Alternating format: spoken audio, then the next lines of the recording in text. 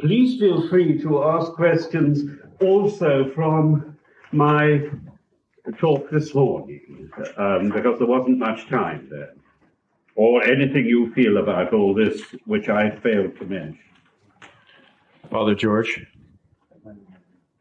Your Grace, there are sometimes people in our parishes where might take confession like once a year, but also communion. They might take every few weeks communion once, or they might even skip church, not coming to church for a few months, and then when they come back, they would just come to communion without going to confession. What's your opinion about that? And then also, I'm sure my brother priests, they might share the same experience. There are those who just basically don't like to go to confession for whatever reason, either because they were not taught, and whether in my previous parish or in my present parish, there are those who, since I have been there now, a year and a half to close to 2 years, they haven't been to confession, and they just don't want to come to confession. So how you deal with that also? First, I would be extremely reluctant to turn anybody away when they come up to the chalice for communion, even if they've not been, to my knowledge, to church for some time, even if they haven't been for confession. If they come up to the chalice, and if they are Orthodox Christians, and as far as I am aware, in good standing, I'm not aware of any specific reason why they should be refused communion, then I would be very unhappy about turning them away from the chalice. I feel if they have come up, that is their decision and on their conscience. And to turn people away, especially publicly in front of the whole congregation, is a very grave act that could be very hurtful for them. Unknown to me, they may have been to someone else for confession. They may have been at other churches. And in any case, I feel it is their responsibility on their conscience. So unless I happen to know of a very specific reason why they would not be allowed communion, I wouldn't turn them away. Of course, it's quite different if non-Orthodox come up for communion. I've always followed the policy of saying, if in doubt to people, are you Orthodox? And if they say no, then I say, forgive me, but I cannot give you communion. We aren't able to do this by the understanding of communion that we have in our church. Some people have disagreed with me there and said, well, if the non-Orthodox come up, you should give them communion. But I don't think we should do that. That's a different issue, because we're not judging their moral state. It's a question of church order. We publish that in our church. Yes. Oh, yes. In Britain, many of our churches find it necessary to put up notices saying, non-Orthodox are very welcome in the church. Please come inside. We are sorry, but by the rules of our church, we can't give you communion. You're welcome to come up for the Antitheron. In the Russian church in London, Bishop Anti's church, where they get many, many visitors, they even post 2 lay people at the bottom of the steps, and anyone comes up who isn't known to them as a parishioner and doesn't behave in an Orthodox way, they would quietly ask them if they were Orthodox. It's a pity we have to do that, but that's necessary. That, however, is another issue, because that's a matter of church order. We're not judging their moral state. But otherwise, I would be very reluctant to turn people away unless I had a very specific reason that I knew they were in a situation where they weren't allowed to receive communion. But as to confession, when I first went to my Greek parish, the older Cypriots did not come for confession. They'd never been taught to. In many cases, they were twice my age. I was a new priest. I didn't think it right to go round to them saying, you can't come to communion if you don't come for confession. I felt that if they're going to learn about confession, this must happen gradually. And one shouldn't use shock treatment. I decided the best way was to begin with the children and young people and teach them about confession. And, of course, with the converts, to teach them about it. And if people have not been taught about the use of confession, then one must be very gentle about trying to help them to understand about it. Because the result, if we are too brusque and authoritarian, is that they will feel they can't come to communion. And that surely would be very sad, because many of them are very devout people. In the older generation of my Cypriot parishioners, we have about 30 families permanently in Oxford of Cypriots. In 36 years, there hasn't been a single divorce. Not a single marital breakdown. With the younger generation, with the mixed marriages, it's a very different story. But with the older people, I know that they are living good family lives, and if there was anything seriously wrong, they would come and tell me. They wouldn't just come for communion. So I feel one has to be quite gentle. I'm speaking of the Greek tradition, where confession is not compulsory, where it is left to the conscience of each person to come. But if there's somebody who does come to me for confession, and I see that they are very irregular about it, then I would talk to them and say, look, you need to come in a more ordered pattern, and not just come and then have many months away and then drift back. You ought to have a much more ordered scheme. But that I would do. One thing I'm often asked to do by the elderly Cypriots is they come up and say, please give me the prayer. By which they mean the prayer of absolution. Now, we have no authority from the service books or from the holy canons to give absolution in the form prescribed in the service books without confession. The absolution is part of the confession, and we have no authority to separate it. And if we absolve people without hearing their confessions, we don't know what we're absolving them from. If they don't come for confession and they come for communion, that is their responsibility and their conscience before God. But if we absolve them and don't know what they've done, that's our responsibility. And so when they come and say, give me the prayer, I don't turn them empty away, but I do ask them a few very simple questions about their life, whether they've been faithful to their marriage, whether they are at peace with their spouse, with their children, whether they have enemies, whether they have people they cannot forgive. A few questions like that. Not a full confession, but at least we are making a beginning. So that would be the way I try and deal with that. Now, there are a few questions further.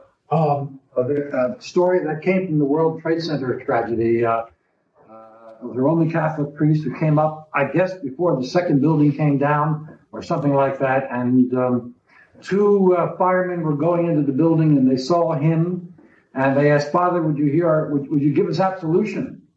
And they were on their way into the building. And he asked them, have you committed anything that you haven't repented of? And both of them said no. And he gave them absolution and they both died. I just make that as a comment. I don't know if you wish to comment on it or not. Second part of that just would be, if I were that were me, and I were an Orthodox priest, and they were Roman Catholic, and the priest was RC. What would I do? That's the question. Well, I would say this is a situation of emergency. And so what you do in that situation is not to be extended as a general normal rule. And I would say in that situation, if I had been a Catholic priest, there was no time for them to have a full confession. I would have absolved them. And I would also say if I happened to be an Orthodox priest in that situation, I would also absolve them. But that's because it's an emergency. And if you said, well, go and look for a Catholic priest, that's simply not practical. And because under normal circumstances, of course, in my parish, people do come to me for confession who aren't Orthodox. And then I say to them, well, I will not hear your confession because you should go to a priest of your own church. But if you want to speak to me of things that are on your conscience, you may do so before the holy icons in the presence of Christ, and what you say will have the seal of the confessional. But at the end, I would not wear my epitrachelion. I would perhaps say prayers with them, but I wouldn't say the absolution. But that's what I would do under normal circumstances if non-Orthodox come. And this does happen. And so I would say, I listen to your confession as a priest of the Church of God, but you should go for absolution to your own priest. But I do have some situations where people have chosen to come to me, and I feel, well, I shouldn't just send them away. But that's what I would do more generally. Yes, Father. Your Grace, if I may go back to the point that you were touching on earlier about communing non-Orthodox. I have a great challenge in my parish, and I'm sure some of my brother priests as well. I have about 80% Arabs, and there are many mixed marriages. Many of them are married to Catholics, and a few of them to Protestants. I'm trying to handle this in the most gentle and loving and diplomatic way possible. But what I would like to know is on great feasts, times such as Palm Sunday and Pascha, and where many of these people come out of the woodwork and they crowd up the church, which is a wonderful thing because it's an opportunity to minister to them and bring them back. How would I, as a priest, balance that fine line between not giving communion to non-Orthodox, but also not becoming the communion police and compromising the decorum and the reverence that goes with giving communion? Yes, I appreciate the difficulty, and this is perhaps a particular situation. I have read, but it may have been misleading accounts, but I have read documentation from the 18th, 19th, and 20th centuries, which suggests that within the Arab Christian area of Lebanon and Syria, there was always a certain measure of communion between Orthodox and Catholics, and particularly between Orthodox and Melkites, the Eastern Rite Catholics, in situations of mixed marriages. And it is interesting that in an earlier period, the schism was felt on the whole less sharply in the territory of the Patriarchate of Antioch. For example, the famous Patriarch Macarius in the 17th century, who went to Russia, who attended the Great Russian Council and had quite a lot of influence in the Orthodox world. We know also that he was in correspondence with Rome and that he expressed on a number of occasions his conviction that he was in communion with the Pope. Some people have thought he was just being dishonest and was hoping to get Western diplomatic protection by writing in this way to the papacy. I think it was probably more complex than that. He probably felt, even in the 17th century, when there was in fact quite a lot of intercommunion in the Near East. He probably felt that though he would be well aware that there was a schism between Constantinople and Rome, and he would have known all about the Council of Florence and its rejection, he perhaps felt that the schism was not complete, and he wasn't probably being consciously dishonest. So I think there has been a different situation, perhaps in the Patriarchate of Antioch, than the experience of the Greeks or the Russians. However, in Antioch, I think things changed in 1724. And that's if one is going to date the schism in the Patriarchate of Antioch, that date is much more important than 1054. Well, what are you to do? I think you should ask your bishop.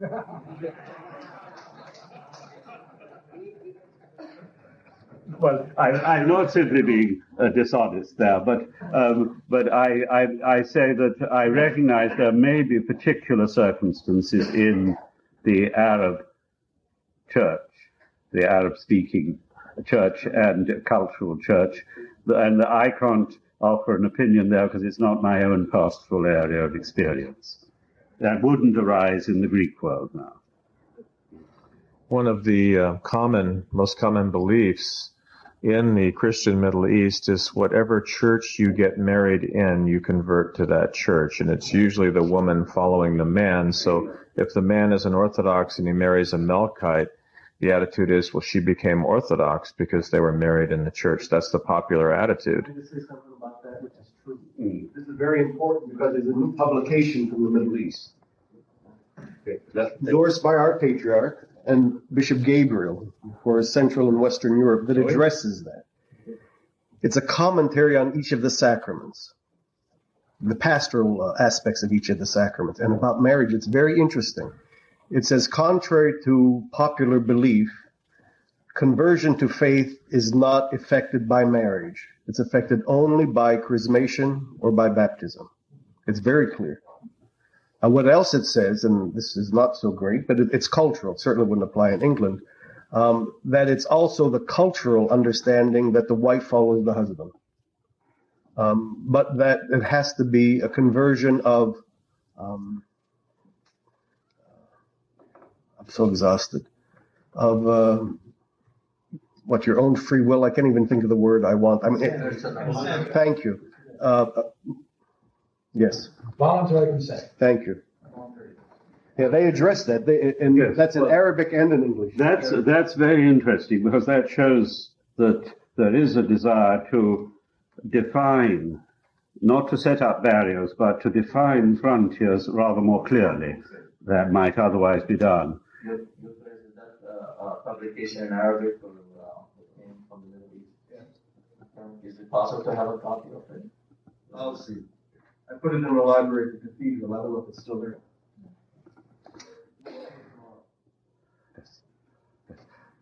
Perhaps I should take some from other people, or you wanted to say something specifically? There's not.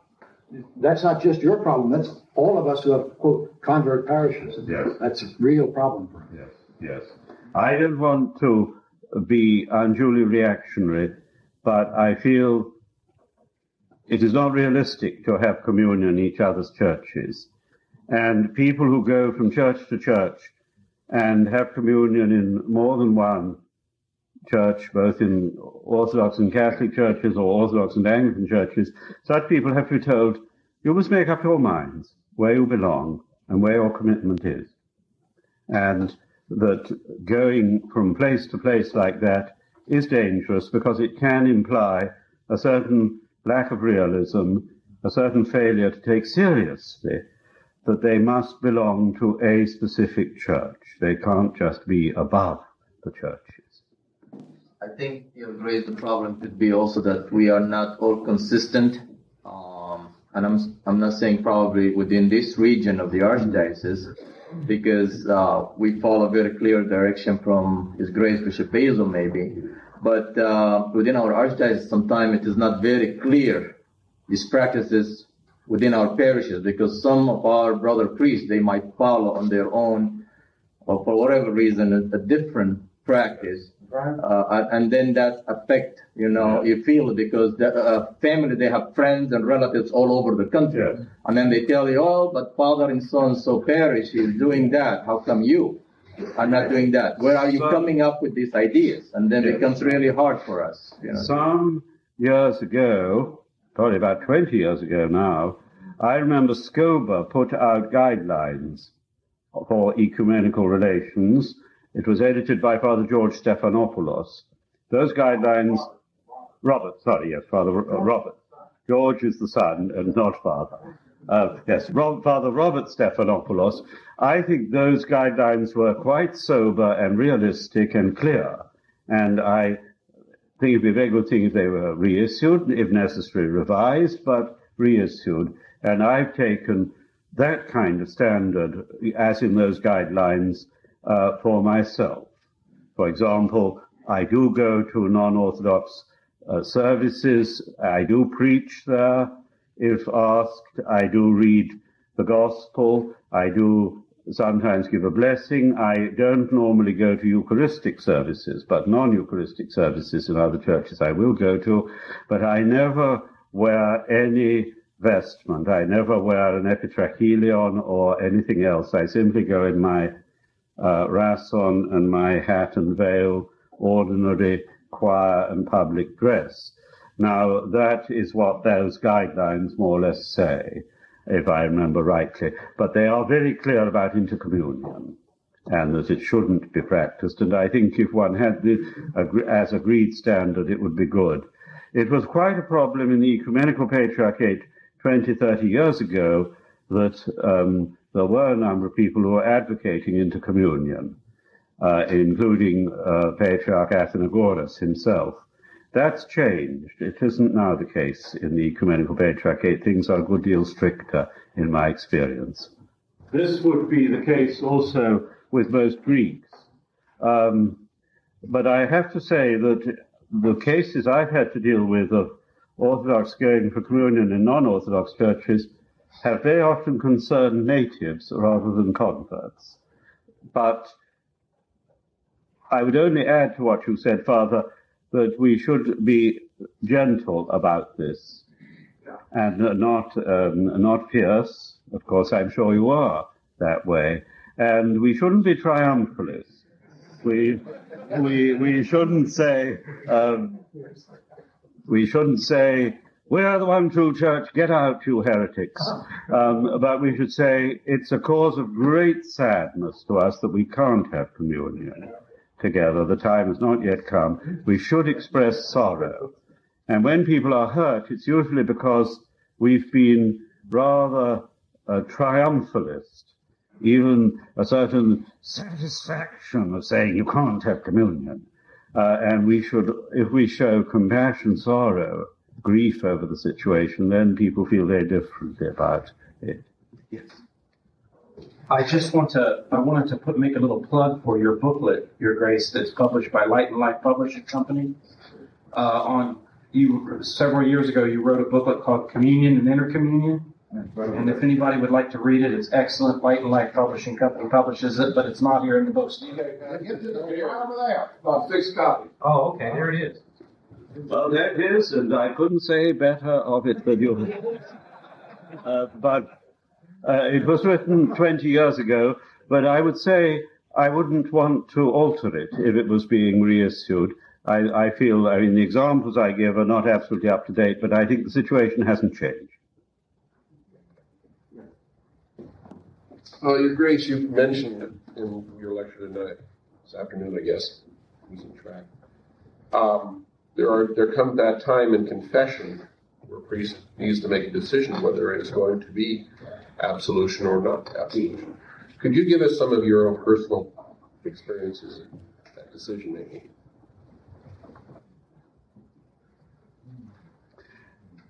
In my own experience, only on very, very rare occasions have I withheld absolution.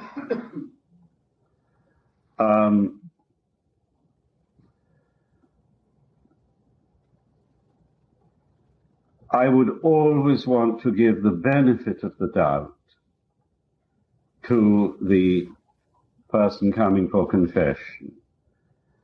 And it may be that their understanding of their situation is very limited. But simply to say, no, I do not absolve you, is going to be a very hard thing for them.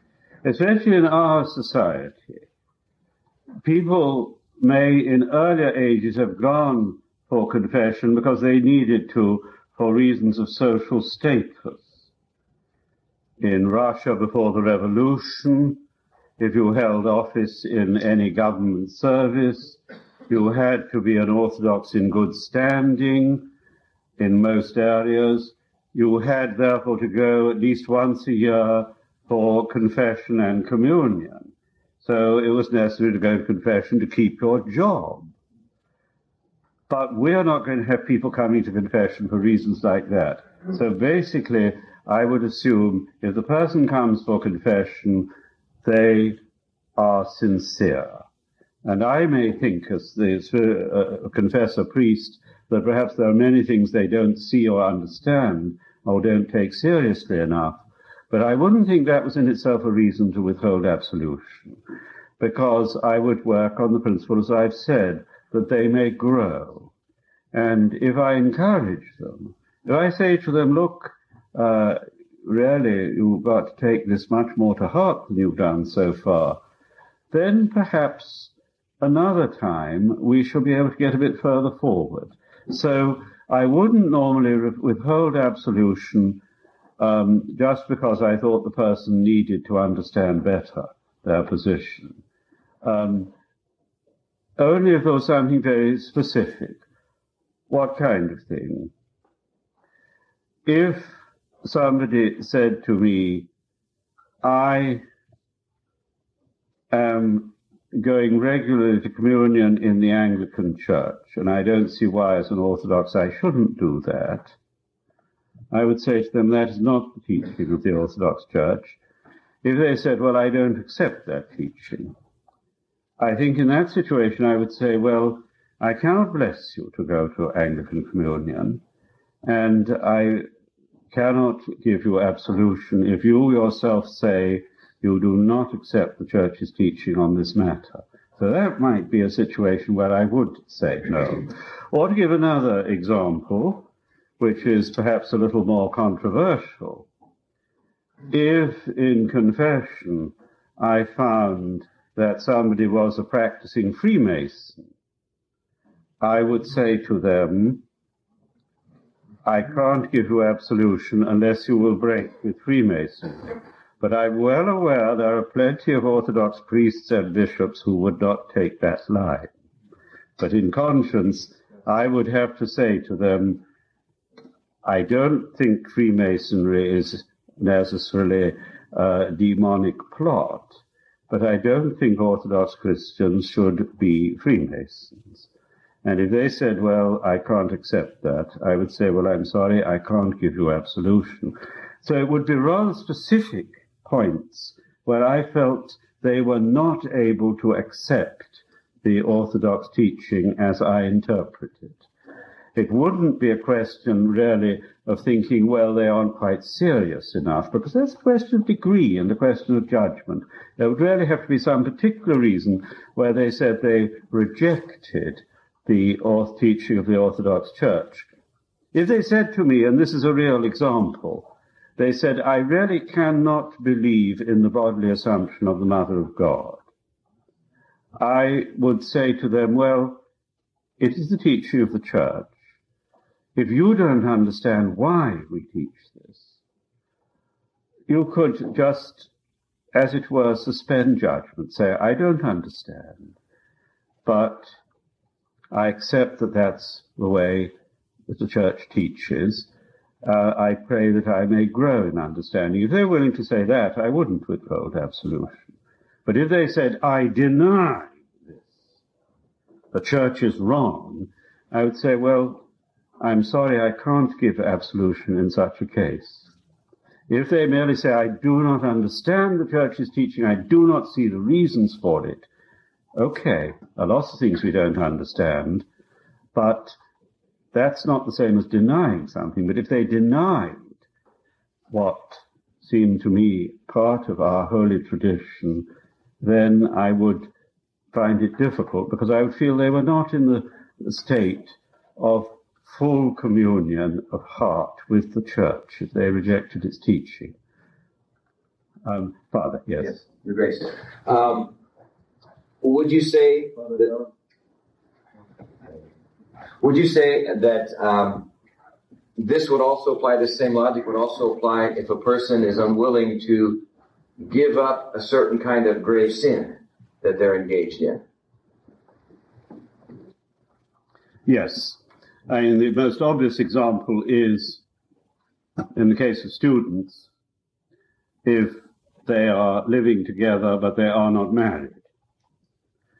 Now, often this is quite delicate, because there are often quite strong social reasons why it's difficult for them to get married. Not in Britain, but in Greece. The whole question of families, family financial settlements. Marriage is not just a question of two young people making their decision. There are all kinds of pressures that come from their parents and families. And this happens quite frequently. Now, I would usually give them absolution as long as they said, we recognize our situation is not right before the church, and we want to change things, but we can't do so overnight. I would probably, if they said sincerely they wanted to change things, I would give them absolution, but I wouldn't bless them to receive communion. I would, in one or two instances, by extreme economia, I have allowed people to receive communion at Pascha when there have been very particular personal difficulties which they were trying to solve but hadn't yet managed to. But as a general principle, I would find it very hard to give them communion. But I would give them absolution if they sincerely express the desire to set their life in order. But I don't think in these cases we can lay down abstract rules. It has to be through personal contact and allowing for the particular situation of each one. I'm also aware that there are many priests who, in fact, would give absolution and would allow such people to go to communion. But I'm not very happy about undermining the traditional Christian teaching concerning marriage. Let's, from our Lutheran friend, please. Well, I have, Your Grace, I had a confessor at our seminary, from which I graduated 5 years ago, Concordia Seminary in St. Louis. And I had known this professor for some time, and he understood my particular weaknesses. And as I confessed to him every few months, he was able to give me what you would call penance, what I might call spiritual direction, that were appropriate to me as an individual. Now, I'm again looking for someone as a personal confessor, and I'm not seeking that here. But what would you advise someone as far as qualities in a confessor to look for? First, I would say someone with wisdom and discernment. Somebody to whom I felt if I opened my heart to them, I would not just be hearing a casual, superficial opinion, but that they would speak from a depth of experience and commitment. Secondly, I would look for the quality of loving compassion. Because some people have discernment, but they don't have loving compassion. And that can actually be a very difficult thing. When people see, yes, what's wrong, but they don't feel in their heart any closeness to the one they're counseling. I think of what is said in the sayings of the Desert Fathers of a particular monk who was a spiritual father. His name is not mentioned, but he's referred to by Abba Pimen. And all that Abba Pimen says is, he had love and others came to him. So I think perhaps even more important than the quality of discernment would be to have somebody to whom I would feel that my problems were enfolded by his love. And I'm not speaking of sentimentality. Love can be very demanding. I recall what Dostoevsky says in The Brothers Karamazov. He says a starets, an elder, is one who takes up your soul, your heart, into his soul and his heart. So I would look for this quality of being willing to, as it were, make my joys and sorrows his own. The quality of sympathy in the sense of deep compassion. I think those would be, for me, the two most important qualities: discernment, diakrisis, and love.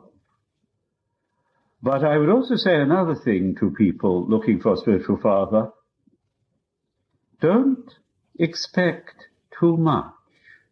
Don't expect to find St. Seraphim of Sarov, St. John of Kronstadt.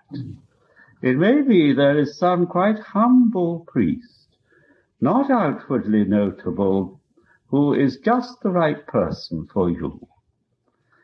And I would also say to them, don't expect to find somebody who, as it were by a magical word, will make everything easy for you. There's a story in the sayings of the Desert Fathers of St. Anthony. Somebody comes to Abba Anthony and he says, Abba, Holy Father, pray for me. And Anthony says, I cannot help you, nor can God help you, unless you make some effort for yourself. And often people come, I'm not suggesting this is true of you at all, but often people come with, thinking that if they find the right spiritual father, everything's going to become easy. All my problems will be instantly solved. And such people need to be helped to understand the true nature of spiritual fatherhood. That it is, as you say, often a long process of many meetings over months, over years. And some people are just looking for a situation where they can, as it were, revert to an infantile state. Whereas the purpose of the spiritual father is to help us to take responsibility for ourselves.